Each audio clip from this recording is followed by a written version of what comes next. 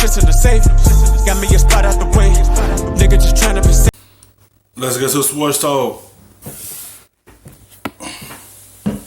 Raptors, because they had a 40-point lead at halftime. I don't know if you heard me say that in the last block. Toronto up 77-37 against Utah. First half, it was the largest halftime lead in franchise history. They ended up winning by 20.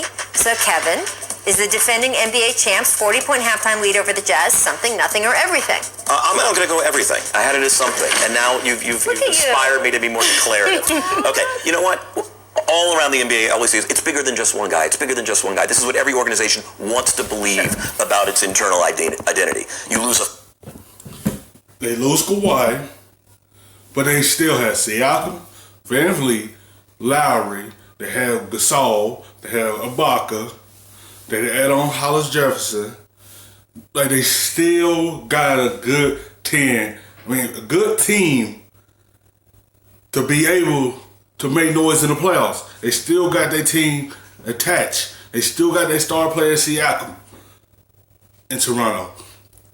They still got a good team up there. Ain't no drop off. Like, it just, they add on another player to go along with their good team. That's why they still playing good this year. That's why they still at a high level, because everything is still in place. Finals MVP, and you go out and you win your first 15 of your first 19 games. This is quietly the best story of the NBA season. Mm-hmm. Yeah, I think this is similar. I wouldn't say it's everything. I think it's something. The only reason it's something to me, because I saw the score at half, and I was like, is this a typo? Is this real? It made me go buy League Pass to watch the game, to see the score, and I was like, wow, this Raptors team, I've been saying it, they know how to develop talent. Yeah. They know how to harvest talent. You think about OG Anunoby coming on strong, Stanley Johnson coming on strong, Chris Boucher has had moments, Pascal Siakam is an all-star. This is who they are. Fred VanVleet, this is... They still have a good defensive team. Hollis Jefferson's a good defender. Anunoby, a good defender.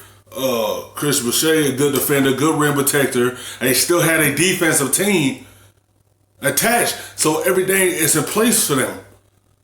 So this year they're going to still be a good team. That's why they know they were going to lose Kawhi. That's why they took that risk with him to get this championship, because they know he was going back home. They took that risk, and they paid off for him. But at the same time, they still know they had a good team coming into this year. Who he is. So I was shook. I bought League Pass. I looked, saw it dead in the eye. December 1st without buying League Pass? See, your girl can finesse. I'm just saying. Your girl can finesse. Are you like I was trying to hold out until I had LeBron? Whose password are you using? You know what? Let me say that, yeah, I'm using all y'all's passwords. You leave your phones unlocked, I got you. There we go. I will say, you're right. It's not all about one guy, and you just listed all the reasons, and I would add Nick Nurse to that group that 100%. you just said.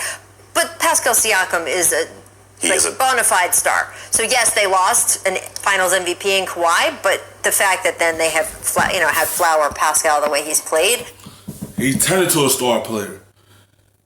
After the first year that he was with them, they see the promise in him. The year Kawhi came in, he blossomed into a good player, and that's why they locked him up for this season, because they developed him into a star player. Like, he's about to turn into a superstar player for them. That's why they hurried up and gave him that contract, because they know what they have in him. Like, they're going to build everything around him, and that's what they did.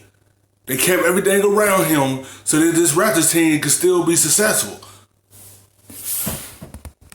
It's not like they're doing this on shoestrings and scotch tape. They're doing it on the back of a guy who is a flat-out star player. But to use your model, if 13 months ago I said we're going to be talking about Pascal Siakam as an MVP candidate, would you have put Shanae's $10? I would have put Zach's $10 in, because Zach Lowe would have bought that bet. Our final topic, the Bucks are on an 11-game winning streak, the longest since 1985. That is significant. Milwaukee beating Charlotte by 41 on Saturday for the 11th straight win. So during this stretch, let's talk about Giannis. He's averaging more than 32 points. The Bucks taking over first place in the East. So, Kevin, something, nothing, or everything? Yeah, this is something. And the reason I don't think it's everything is this is a team that did get to the conference finals last year. And I think we will have conversations that are always tinged with, well, let's see how it works against the best competition in the finals. But it's also a team that needs to build confidence because of that. And Giannis is still getting better. It's interesting how that works, right? Like we talking about Pascal. I mean, like he is.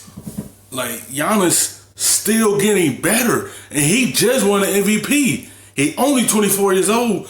He ain't gonna do nothing but keep elevating his game more and more as the years go on, and that's when Milwaukee know what they had in him when they drafted him. They know what he could do for Milwaukee. They know the outcome was going to be for them. Look what he's done. He won MVP. He got Milwaukee playing at a high level. They won the top teams in the East. He's only 24, so his game gonna keep rising every year. He ain't doing it, get way better. He's shooting way more jump shots this year. Once he developed that with his game, Milwaukee is going to head to the next level. Still getting better. He is still figuring out the tempo and decision making and everything else. It's pretty impressive to see. But yeah, I have something. Yeah, I agree. It's something. I was really surprised to see that this is a perfect segue because the only two teams in the NBA that are top 5 in offensive and defensive efficiency right now, the Raptors and the Bucks. Surprised that it's the Raptors. I was surprised it was the Bucks because I thought the Lakers sort of had a big, strong offense, big, strong defense. Their streak would go longer. The fact that the Bucks are doing it, if you look at their roster, they had 9 guys in double figures their last game they played. And one of them was not Eric Bledsoe. They're getting... It's all about who you play.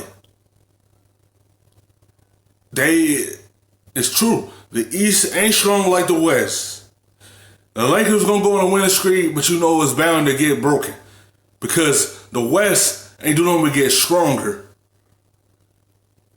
Everybody in the West mostly got the players that fit their team, and it's much tougher. The East is much lenient. So you could go on little streaks because yours the bigger team, the better team on that side. Everyone said the Sixers was gonna meet in it's gonna fight with Boston or something, but they forgot you still got Toronto, you still got Milwaukee. They still got a top player on each of their team, so you don't even know because the Sixers still gotta figure out who they is right now because they up and down. Milwaukee know who they is, and they put the right players around Giannis that fit everything he want to do. So much production from so many different names. They have a well-balanced roster, and then, as you mentioned, the Greek Freak is still doing Greek Freak things. Yeah, absolutely. And to your point about depth, look, this is a team that wasn't sure where it would be without Malcolm Brogdon, and there was a week or two earlier in the season where I was like, yeah, they still might miss him. I mean, there's something about it. Absolutely, but the confidence they can get from that depth that you're talking about, other people contributing, could come into play. Thanks so much for watching ESPN on YouTube. For more sports analysis.